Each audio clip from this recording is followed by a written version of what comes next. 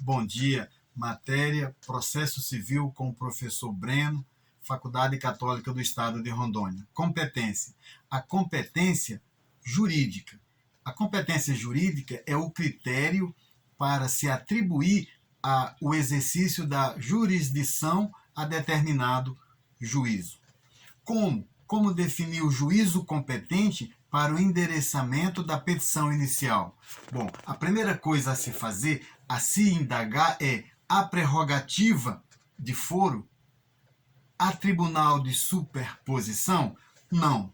No nosso caso, não existe, porque o nosso é uma ação de alimentos. Na ação de alimentos, portanto, não há foro de superposição nesse caso.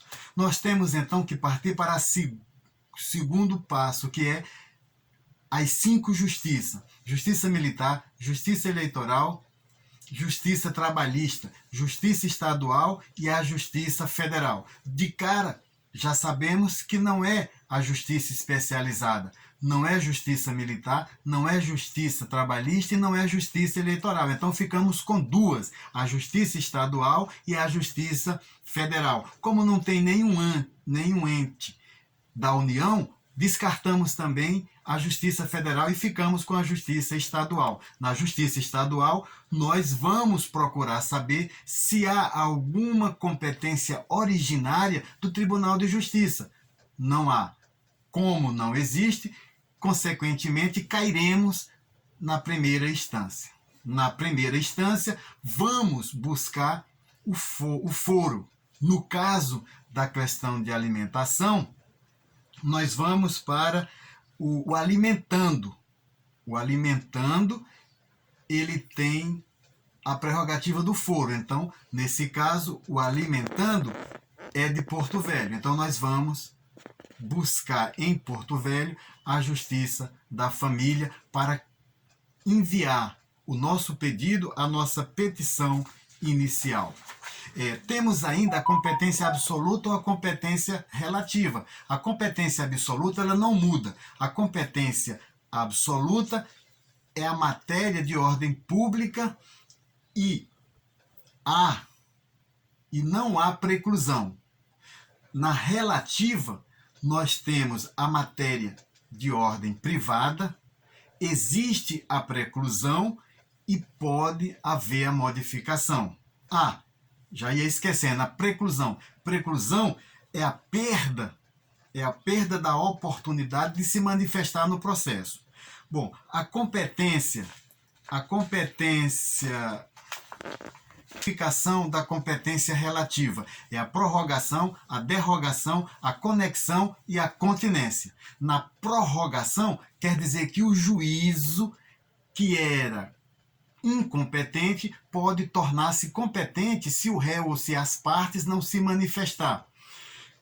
Por quê? Porque o juiz não pode de ofício alegar que é incompetente. E nós temos a derrogação. Derrogação é quando as partes convencionam onde será proposta a ação, que dizemos a cláusula de eleição de foro.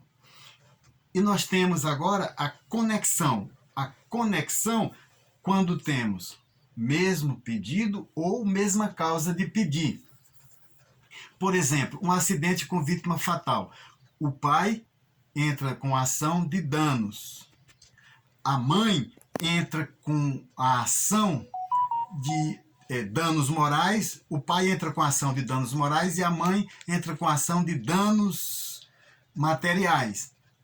A justiça, para que não haja uma sentença diferente, junta as duas, para que o mesmo juízo possa dar a sentença e evitar problemas. E nós temos a competência relativa com relação à continência. Partes iguais, mesma causa de pedir. Primeira ação, 2 ações, primeira ação. A causa de pedir é danos morais. Na segunda, nós temos a causa de pedir danos morais e danos materiais. Observe que a segunda engloba a primeira. Nesse caso, portanto, o juiz competente será o que primeiro recebeu a petição.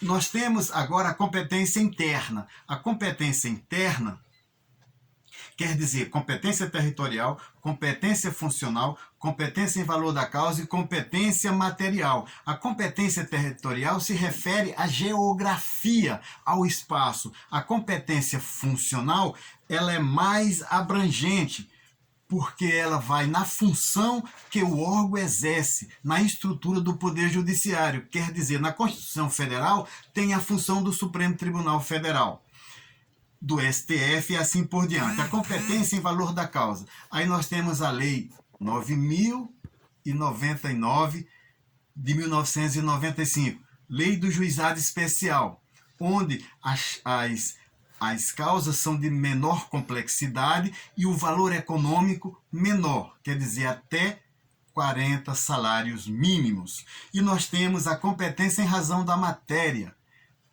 A competência em razão da matéria leva em consideração a natureza jurídica da lide. É penal? É trabalhista? E aí por diante. E agora nós temos, para encerrar essa belíssima explanação, nós temos o princípio da perpetuação da jurisdição, no artigo 87 do Código de Processo Civil, que vai dizer que a competência irá até o fim. Porém, tem duas exceções aqui. A primeira exceção é quando houver a supressão do órgão jurisdicional. A segunda é quando a competência em razão da matéria se alterar.